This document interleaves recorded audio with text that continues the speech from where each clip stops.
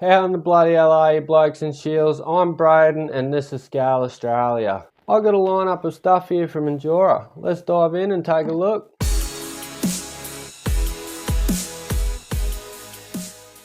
First on the lineup, we have these 1.3 inch alloy wheels from Injora. They're a 4-piece wheel with chrome ring around the outside and black in the center. They come with a variety of different colors, but I thought that these would complement whatever vehicle you put them on. If you can see there, these are already vented, which is good for me because that's usually the first thing I do when I get a new set of rims. Next on our list, we've got the XHX Pin tyres from Injora. They're 72 by 24mm. With very large tyre, and I think they might be one of the largest that Injora makes, if not the largest. They come in the S5 compound, which is the softest compound that Injora makes, and they fit on the 1.3 inch wheel. There's it compared to the original tyres off of the Deadbolt. These do come with foams, but we won't be using them in this video because last but not least, we have the 1.3mm inserts from Injora also. These are the soft ones. They also come in super soft as well, which are yellow.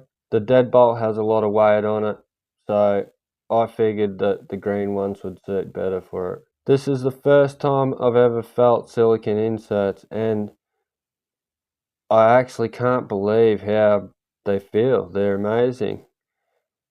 Like, you press the tiniest little bit and it will conform, but once you've got past that center part there, that's when it starts stiffening up. So you've got at least, I don't know, maybe 4mm of conformity before it starts getting any sort of tightness in it whatsoever. They're best suited for a 68mm to a 72mm tire, which is the size of this one. So this should be a good match and interesting to see how it performs. And last but not least, we got stickers. Every other time I've got off an Injora, I've gotten these stickers, so it's good to see them changing it up. I think that's great. Let's slap all this stuff together, chuck it on the Deadbolt, take for a spin on the track and see how it goes, eh? Alright, now I'm pretty sure to put these together, you just sort of grab this one, put it there, get this one, put it there, and then sort of like go like this, and then all put together. Awesome. That's way easier than doing it the other way. Alright, I'll show you how to do it the other way then. God. Grab your foam insert out, throw it away. Get your silicone insert, put it inside.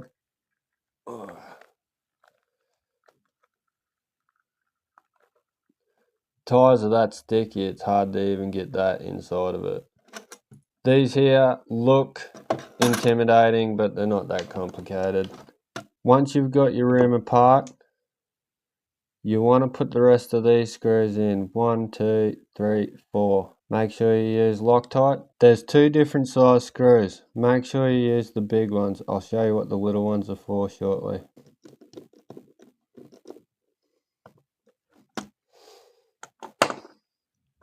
Once they're all in, flip it over, and if you can see those smaller holes around the outside of the center, that's what those smaller screws have to go into.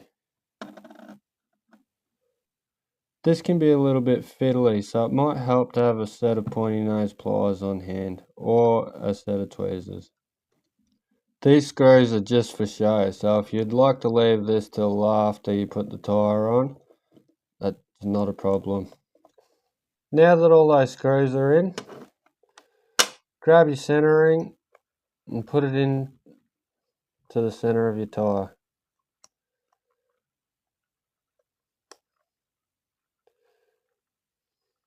Make sure it's sitting well. and then just push your sides in and screw them up like usual.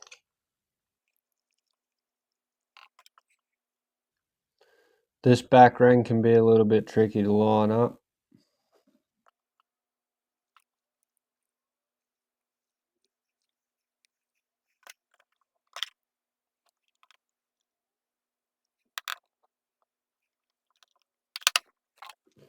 I recommend putting in two opposite each other for a start, and then just pushing down and getting them started.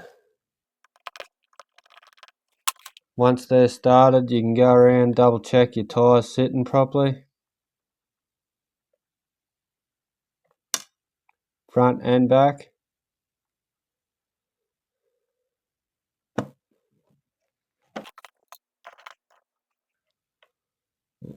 Apparently I didn't have one of them started.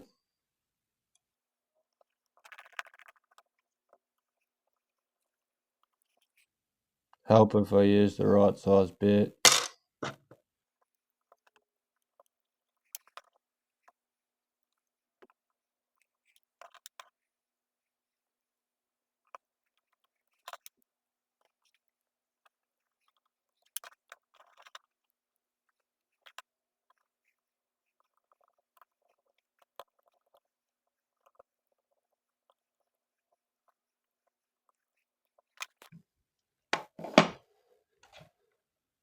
And there it is, all put together. Those smaller screws up the front, they're the hardest part about it, but they do look good, I will admit that. Right, I think I might turn these off, get these next two done, and turn these back on when I've got them on deadbolt.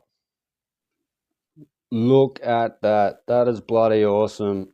Those tyres look great on there. It's got plenty of flex. It does body rub there a little bit, but I don't actually think it'll be as bad as what it was with these because of how chunky these lugs are. It used to get caught up fairly bad on the body, but with the smaller lugs, I think it'll be alright. I was a little bit worried about having to chop it out. It is quite a bit bigger than the last set of tyres I had on it. But with these deep dished, I'm not too sure if it give it a wider stance. Possibly about the same. Size them up again against the original SCX tyre. They're much bigger. If you hadn't already chopped your body out, you definitely have to. I definitely had to when I put this set on there. So they're about 5mm wider than what the original SCX tyres are. The first 4mm or so is really good conformity, but after that it gets fairly stiff. Righto, let's go take it out on the course and see how it runs. That was just a quick note before we start. These screws were a lot easier to put in after the tyre was put on. It just held the rim steady and was easier to put the screws in afterwards. Alright, here we go. Like last video, we're going to go around the whole bottom of the track, see how it goes down here, and then we'll do the more challenging lines. If you did watch the video last week, you would have noticed that a couple bits in the more challenging lines, we were getting a bit belly bottomed. I'm just wondering whether these larger tyres are going to help us with that.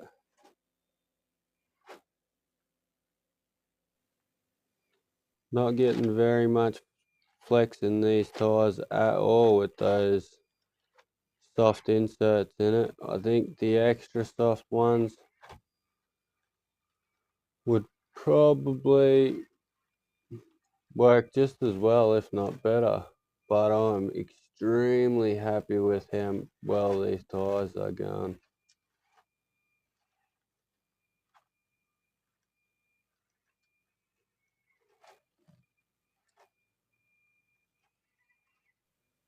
Righto, back down the other side.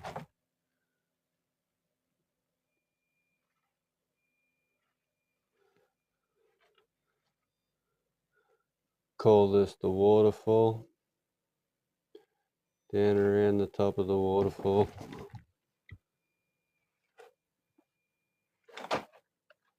Oh, back tie fell in there fairly well, but it's gripping on. Let's see if we can hold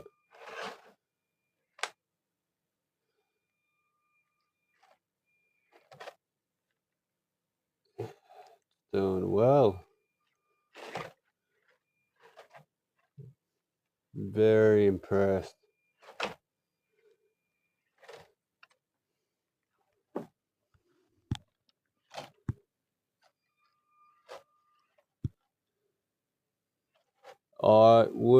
To be honest with you, I wasn't 100% sure with this tread pattern, but it is exceeding my expectations.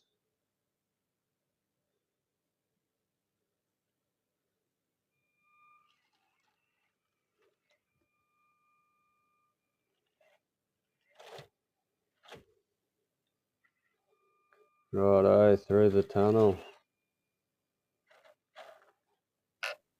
I call it the tunnel, but it's more like a chasm or something, bloody chasm of doom. That's a name. Don't know whether it's a good one. Not in the best position here. I come around the other side of the track and realised I've just about driven off the edge. Oh.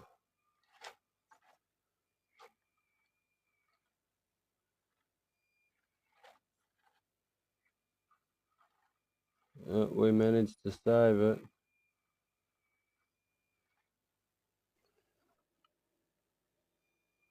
Righto, down into the mud pit.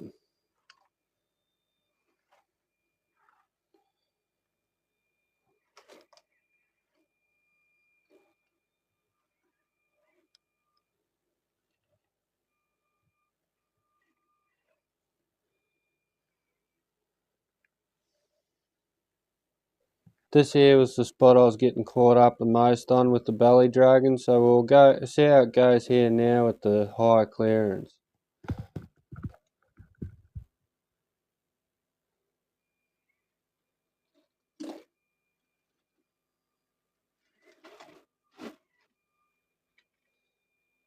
Still a little bit of belly drag there, but nowhere near as much as what it was. Oh, let's start back down here.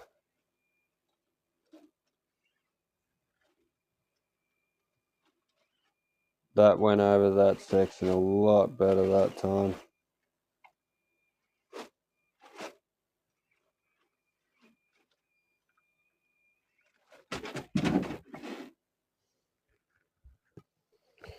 Alright, well, I don't think it's going to take that much of an aggressive line.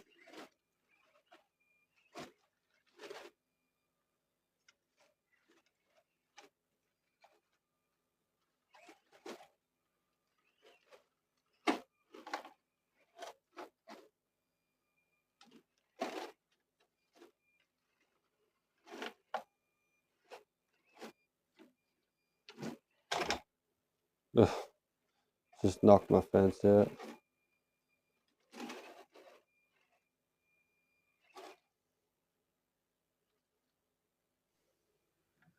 Righto, we'll come around and up the stairs.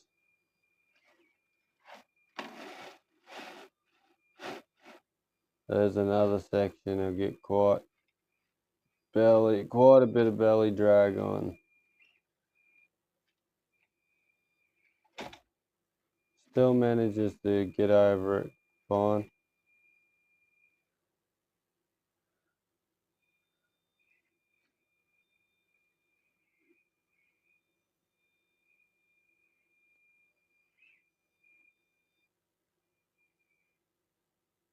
A bit of squish on those tyres there as they're going up over the bridge. I actually really like it. I think it's perfect, to be honest.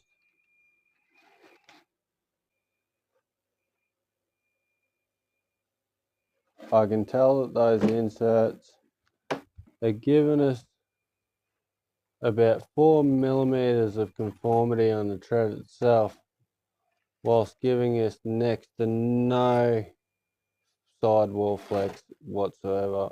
Oh, that was a nice save. It's never good tumbling down that hill because it's a long way down. My fence doesn't really stop it.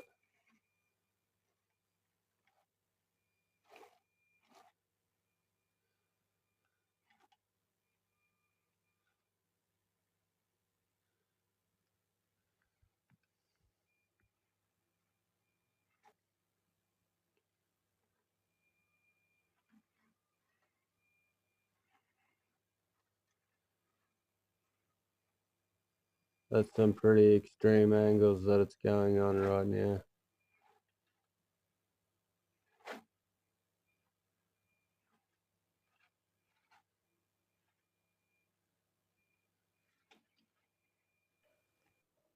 Back through the mud pit, past the waterfall,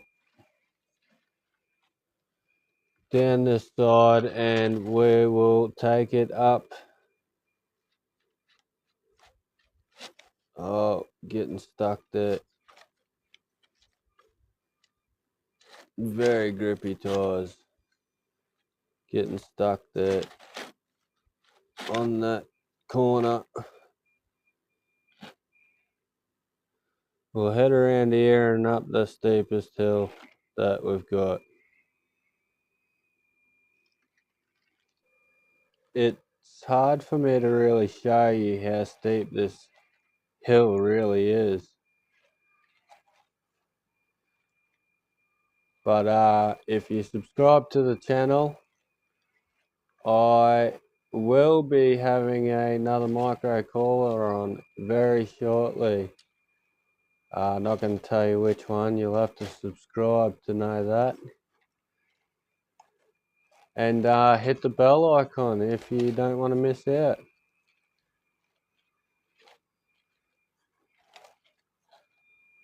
Well, it still gets stuck in that hole fairly well. Let's see if we can get out of it. Use the fence a bit.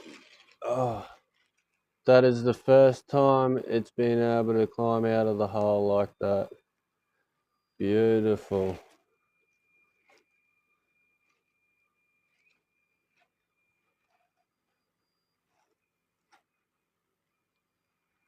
It just took every single hard line all the way up that.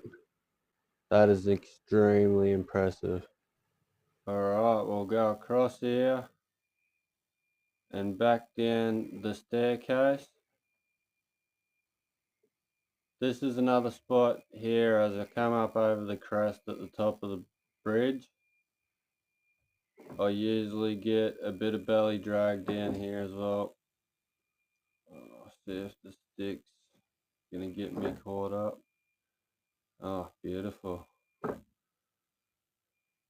Right here is where I usually get a fair bit of belly drag.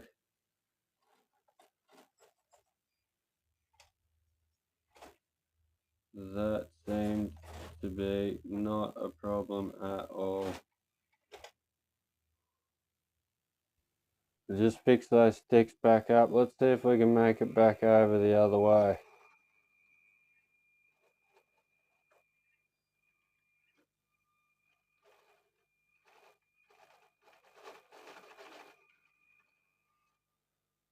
Losing a little bit of traction there. Maybe the extra soft inserts would probably help with that section.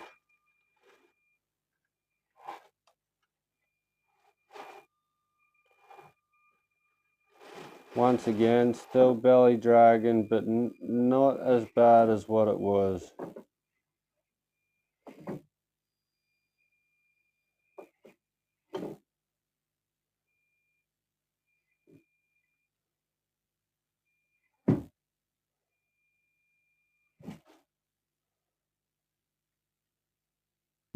Once again, the camera doesn't do it any justice, but we are right on the edge there.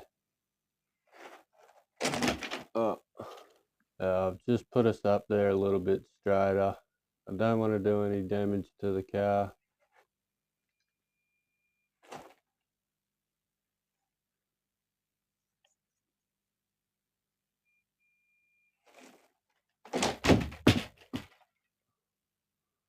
That was a hard hit. Here, I want to show you this fishing hook on the top of my car here. It's hooked onto a lighter leash in the back. Just plug that in there like that. If you can see it, it's literally just sitting in there behind the battery and it can't move. And it's got enough just to sort of keep me planted as I come down the hill.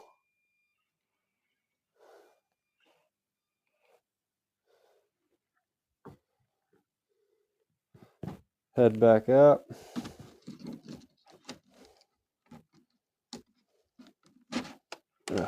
Unplug it. Done. Very inexpensive way of putting a winch on these 124 scale crawlers. I did have it on the front until I put the longer links on there, and then I had to pull the bumper out and there was nowhere to put it, so I've stuck it on the back. When I had it on the front, there was enough room just for me to be able to get it in there and glue it in underneath my ESC. Anyways, this video isn't about me or my ideas. This video is about Injora and what they're doing over there. They're really killing it in the scale crawler market at the moment, and at a very affordable price too. Righto, there we have it, folks. Let me know what you think about the tyres and the rims and the inserts as well. Would you get the soft inserts or the super soft inserts? Do you have a heavy rig or a light rig? What would work better for you? I don't mind the soft ones. They're actually pretty good for this car because it's a pretty heavy rig. But I feel most people out there, especially if they don't have the upgrades, they would probably want to go with the super soft ones. Because like I said, there's only about 4mm of conformity in the tread, and that's with all the weight that I've got on there. If you didn't mind the content, please hit like, and if you'd like to see more in the future, near future, press subscribe and the bell notification to keep up to date with all our videos. Once again, I appreciate yous and keep going Australia.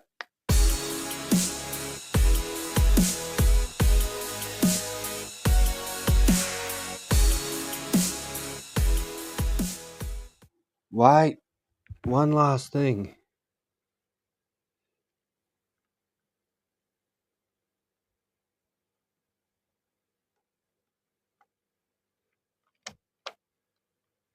Nice.